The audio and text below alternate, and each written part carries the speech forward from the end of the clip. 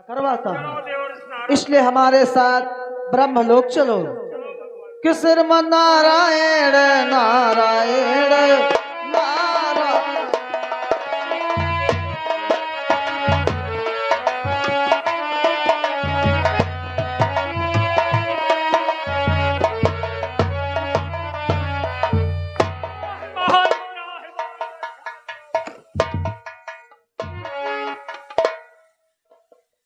क्या हुआ देवराजेंद्र?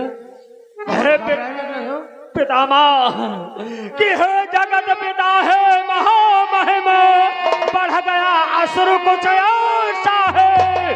वचन वृद्ध कर विष्णु रमा, जाकर अपने घर बैठा है।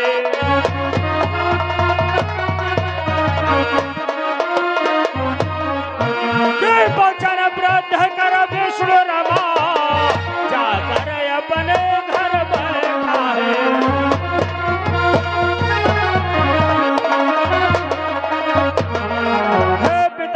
जो जालंधर है वो हमसे 14 रत्न मांग रहा था, मैंने देने से इनकार कर दिया।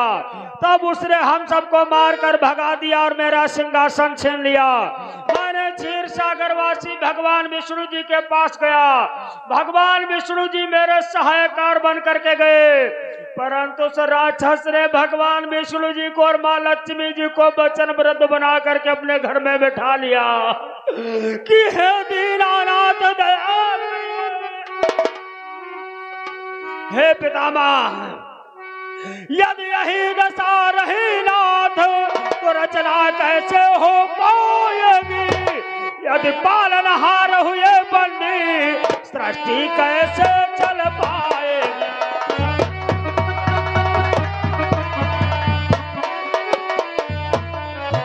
यदि पालनहार हुए बंदी, सृष्टि कैसे चल पाएगी।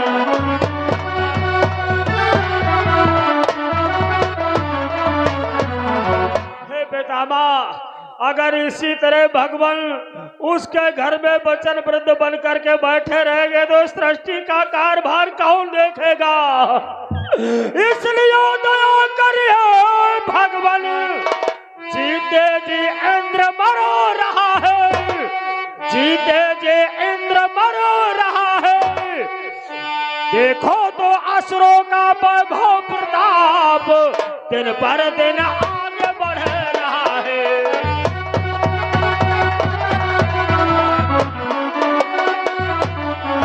देखो तो असुरों का वैभव प्रताप दिन पर दिन आगे बढ़ रहा है।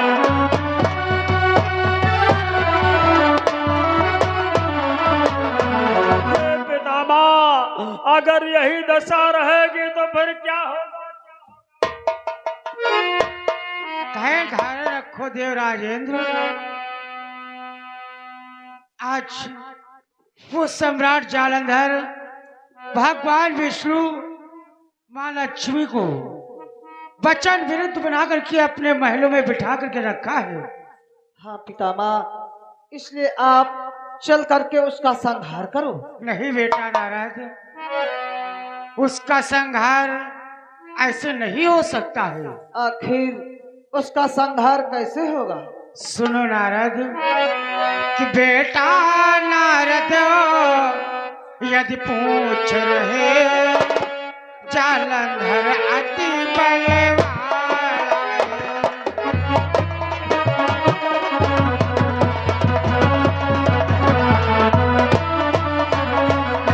कि बेटा नारद यदि पूछ रहे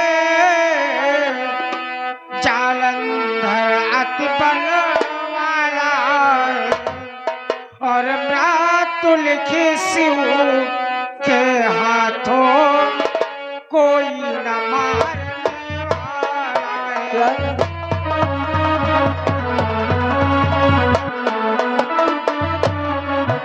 और मृत्युलिखि शिव के हाथों कोई न मारने वाला।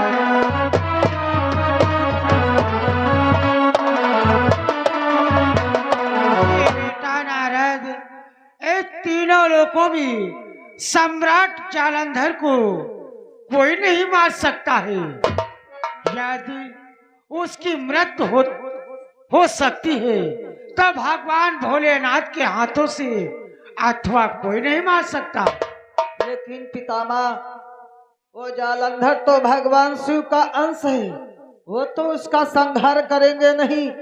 आखिर उसका संहार कैसे होगा? बेटा नारद, आप तो तीनों लोकों में भ्रमण करते हो, ऐसी कोई रणनीति बनाओ जाकि उस सम्राट जालंधर का अंत हो सके, नहीं तो इस प्रकार से देवताओं पर अत्याचार होता ही रहेगा। पितामह, अगर ऐसी बात है तो मैं आपकी आज्ञा का पालन करूंगा। मेरा प्रणाम स्वीकार। सदैव प्रसन्न। देवराज इंद्र, तुम चिंता न करो।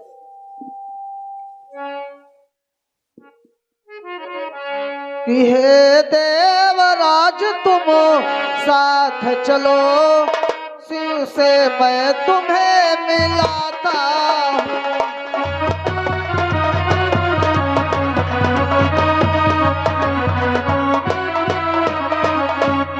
हे देवराज तुम साथ चलो, शिव से मैं तुम्हें मिलाता हूँ। उनके हाथों से मृत्यु लिखी तो उनसे नाश कराता हूँ।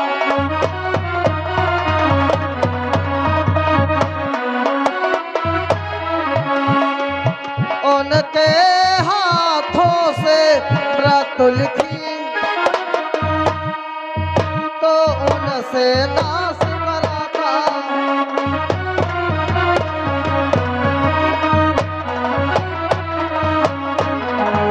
हे देवराज इंद्र, तुम चिंता ना करो।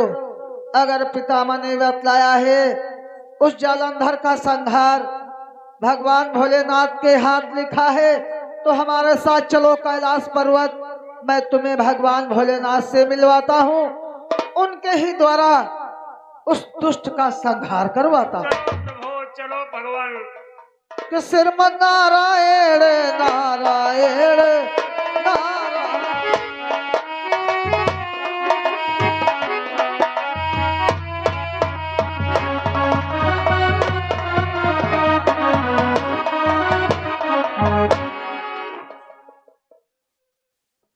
त्राहिमाम त्राहिमाम, भगवान रक्षा।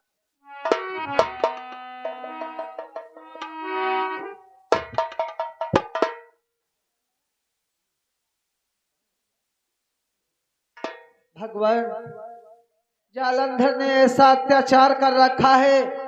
जालंधर के अत्याचार से देवराज इंद्र अति घबराए हैं। इसलिए भगवान, आप चल करके उस जालंधर का संहार करो। नारायण नारायण। देव ऋषि नारद, आप तो तीनों लोकों में भ्रमण करते हो और आप ये क्या कहते हो कि चलो जालंधर का वध करो। हाँ भगवान। और तुम्हें ये भी नहीं मालूम है देव ऋषि नारद, यही जलंधर पुत्र हमारा कैसे कर तात संधारा।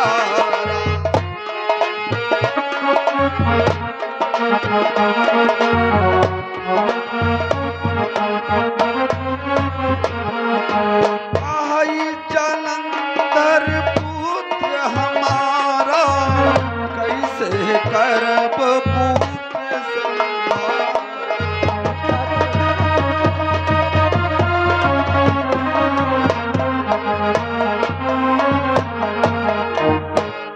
हे पुत्र नारद, जालंधर तो मेरा अंश है, मेरा पुत्र है। इस संसार के मध्य ऐसा कौन पिता होगा जो अपने हाथों से अपने पुत्र का वध करेगा? नहीं नहीं देव ऋषि नारद। लेकिन भगवान, पितामह ने बतलाया है उस जालंधर का संहार आपके ही हाथों लिखा है। क्या पितामह ने बतलाया है? हाँ कि जालंधर का संहार मेरे हाथों से होगा? हाँ भगवान। हे देव ऋषि नारद, मन चाहा कब होत है चाहा सो होए, देवन हित सुत बध करऊं, मेट सके ना कोई। यदि परम पिता ब्रह्मा ने बतलाया है, उनकी ये लेखनी है कि जालंधर का संहार मेरे हाथों से होगा तो अवश्य होगा। लेकिन देव ऋषि नारद, लेकिन कैसे होगा भगवान? यदि वो जालंधर जिस प्रकार से भगवान विष्णु के साथ में भूल की है, अपने महलों में बंदी करके रखा है, यदि कहीं वही भूल वो इस कैलाश पर्वत पर किया और वो आकर के मुझसे युद्ध की मांग किया, तो समझ लो उसका आखिरी अंत होगा। इसलिए देव ऋषि नारद, इन देवताओं को इसी प्रकार से भ्रमण करो और यदि वो कैलाश पर्वत पर आया, मुझसे युद्ध की मांग किया, तो मैं अपने हाथों से उसका संहार अवश्य कर दूंगा। ठीक है भगवान। देवराज इंद्र, तुम चिंता ना करो, तुम इसी प्रकार से भ्रमण करते रहो, मैं अवश्य कोई ना कोई उपाय सोच रहा हूं।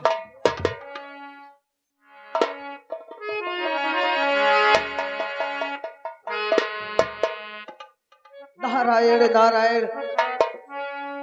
जालंधर के अत्याचार से ये देवराज इंद्र अति घबराए हैं। अब मुझे ऐसी रणनीति करना चाहिए ताकि जालंधर की मति भंग हो जाए। जब जालंधर की मति भंग हो जाएगी, तब ये कैलाश पर्वत पर अवश्य जाएगा और भगवान भोलेनाथ से रण की मांग करेगा। उसी क्षण इसका संहार होगा। इसलिए मुझे सर्वप्रथम चल करके जालंधर की मति को भंग करना चाहिए। नारायण नारायण।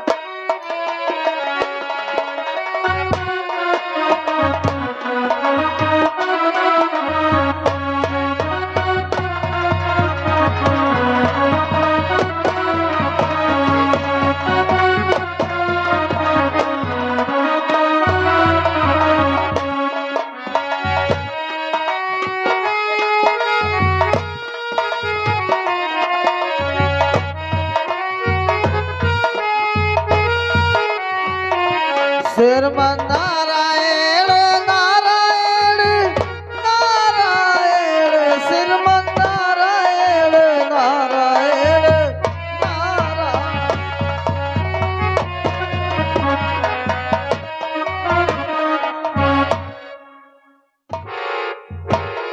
नारायण नारायण। प्रणाम हो देवर्ष। सदा सुखी रहो। कहो देवर्ष, हमारे यहाँ कैसे आना हुआ? सम्राट जालंधर आने का कारण है। क्या कारण है? कि हे राजन होवे चिरंजीव लेके रहसी एक आया हूँ।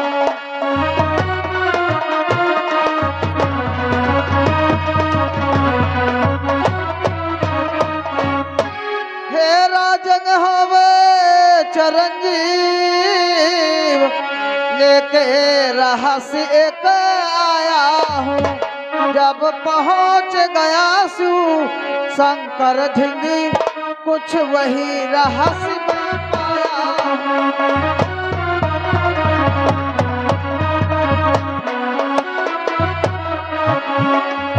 जब पहुँच गया सू शंकर धिंगी, कुछ वही रहस्य में पाया।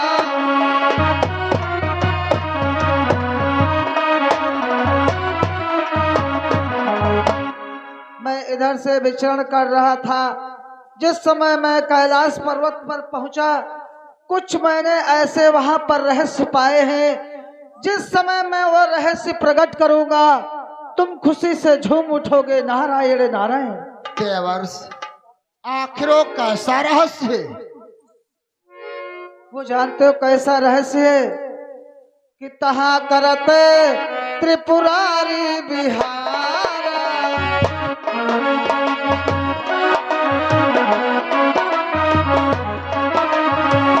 तहा करते त्रिपुरारी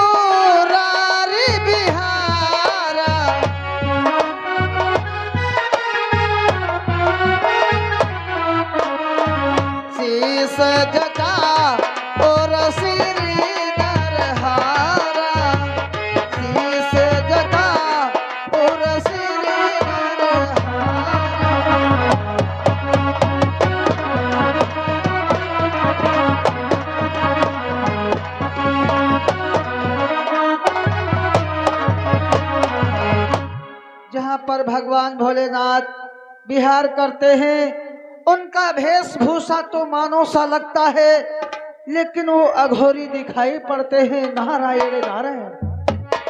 और उनमें जानती हो क्या विशेषताएं हैं? क्या विशेषताएं? कि नगन अमंगल रूप विशेखी, नगन मंगल रूप विशेखी, नगन मंगल रूप विशेखी, कहा नारी एक सुंदर देखी, कहा नारी एक सुंदर देखी।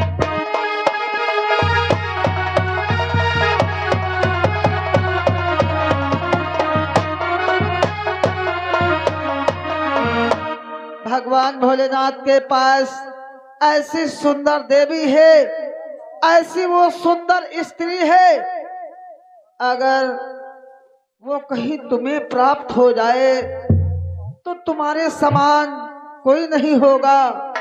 कि जही के घर ऐसी प्रिय होई,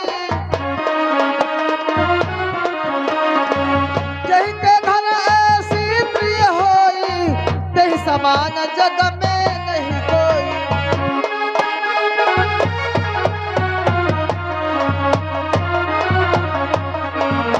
ऐसी वो सुंदर देवी है, हम उसकी क्या प्रशंसा करें, जितनी प्रशंसा करें कम ही कम है। अगर वो देवी कहीं तुम्हें प्राप्त हो जाए तो तुम्हारे समान तीनों लोकों में कोई नहीं होगा। नारायण नारायण। लेकिन वो देवी ऐसे प्राप्त नहीं होगी। जिसके घर ऐसे त्रिया होई, उससे जीत सकई ना कोई। क्या कहा देवर्ष? उसके पास ऐसी सुंदर देवी है, जिसको सुंदर देवी प्राप्त हो जाएगी, उसके समान तीनों लोकों में कोई विरोधा नहीं है। हाँ सम्राट जालंधर, ऐसा ही है। लेकिन वो देवी तुम्हें ऐसे प्राप्त नहीं होगी। क्या? फिर हमें कैसे प्राप्त होगी देवर्ष? क्या तुम भगवान भोलेनाथ से युद्ध कर पाओगे? कैसी बातें करते हो देवर्ष? हम सम्राट जालंधर हैं, हमें इस भूमंडल पर कोई परास्त नहीं कर सकता है। इसलिए हमें आशीर्वाद दो, हमें आशीर्वाद दो। मैं तत्काल कैलाश पर्वत पर चढ़ाई करता हूँ। सम्राट जालंधर, अगर तुम भगवान भोलेनाथ से युद्ध कर पाओगे तो वो देवी तुम्हें प्राप्त हो जाएगी। इसलिए आज्ञा है, जा सकते हो। चिंता न करो देवर्ष, जिस समय देवी को प्राप्त करके वापस आऊंगा तो आपसे मुलाकात अवश्य करूंगा। मेरा प्रणाम स्वीकार सदा हो। सुखी रहो। मैं जा रहा हूँ नारायण कैलाश नारायण। पर्वत पर। ये क्या, सम्राट जालंधर की तो मति भंग हो गई है। अब ये कैलाश पर्वत जाएगा और भगवान भोलेनाथ से वो देवी मांगेगा। इसे नहीं मालूम आखिर वो देवी है कौन। वो देवी इसकी माँ है। भगवान भोलेनाथ जब उसे देंगे नहीं, तब ये रण की मांग करेगा। जिस समय रण की मांग करेगा उसी क्षण इसका संहार होगा। नारायण नारायण।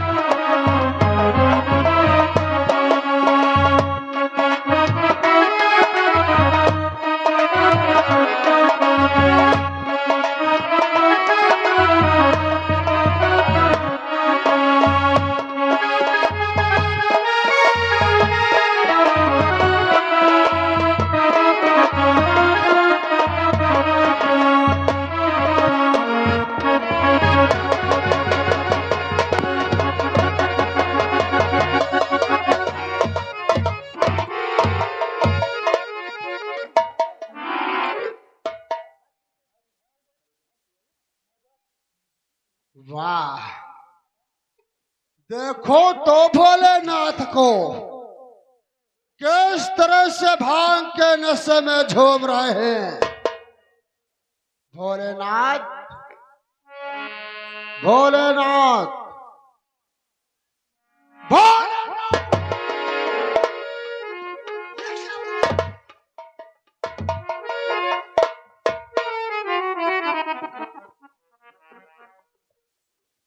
तुम कौन हो? कैलाश पर्वत पर आए हो, फिर ऊंची आवाज में बोलने वाले आखिर तुम कौन हो? हमें नहीं पहचान पाया भोलेनाथ? नहीं। हम कौन है? हम सम्राट जालंधर है। तुम सम्राट जालंधर हो? हाँ। आखिर कैलाश पर्वत पर कौन सी लालसा लेकर के आए हो? अवश्य बताऊंगा भोलेनाथ। हम कैलाश पर्वत पर क्यों आए हैं? क्यों आए हो? तुम्हारे पास वो जो सुंदर देवी है ना, सीधी तरह से मेरे हवाले कर दो। ए जालंधर, तुझे ये भी ज्ञान नहीं है कि वो देवी कौन है? जिस देवी की तू मांग कर रहा है मोर, अरे वो देवी तेरी तो माता के समान है, और तुझे लज्जा और शर्म नहीं आई ऐसी बातें कहने में? इसलिए जिस पगों से आया है उसी पगों से इस कैलाश पर्वत से भाग जा सकता है यहाँ से। वाह भोलेनाथ वाह, वो मेरी माँ है। तेरी माता के भोलेनाथ, हमें तो ही प्रतीत हो रहा है तुम्हारा नशा भी उतरा नहीं है। जालंधर, अरे तू नशे की बात करता है, मुझे यही मालूम हो गया है तो किसी दूसरे नशे में चूर है। इसलिए मूर्ख, इसलिए यहाँ से भाग जा, नहीं तो अनर्थ हो जाएगा। भाग जा यहाँ से। हम यहाँ से भागने के लिए नहीं आए भोलेनाथ, हम वो सुंदर देवी ले करके जाएंगे। ये बुझानिया मत बुझाओ हमसे भोलेनाथ, सीधे तरह से सुंदर देवी दो। ए जालंधर, मैं समझ गया तेरी मृत्यु निकट आ चुकी है। जिस शक्ति की तू मांग कर रहा है मोर, अरे तेरी तो मृत्यु आ चुकी है, और इसलिए यहां से भाग जाओ। जालंधर, क्या तू संसार अगर आए फिर बल को तौल नहीं सकता, फिर बल को तौल नहीं सकता। मुझ संहारक के आगे ब्रह्मा भी बोल नहीं।